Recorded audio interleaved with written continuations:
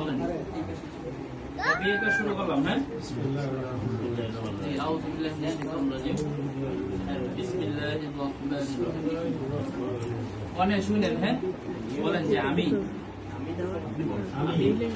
শিহাবুদ্দিন মোহাম্মদ আজকের বিবাহে নিযুক্ত হয়ে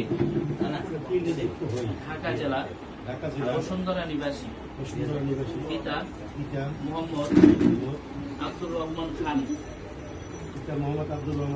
সাহেবের পুত্র মোহাম্মদ মাহিদুর রহমান খানের নিকট 10 লক্ষ 1 টাকা দেনমোহর ধার্য করিয়া এবং অলঙ্কার বাবদ 4 লক্ষ টাকা পরিশোধ দেখাইয়া সাক্ষীদের উপস্থিতিতে ইসলামিক শরীয়ত মোতাবেক আমার ওকালতিতে আপনি ফাতেহা আক্তা ইমার নিকট বিবাহের প্রস্তাব রাখিলাম।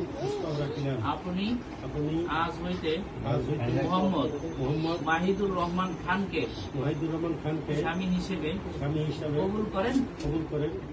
কোনে বলেন বিসমিল্লাহির রহমানির রহিম।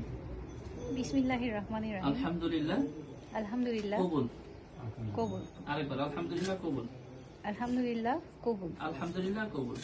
আলহামদুলিল্লাহ কবুল। জি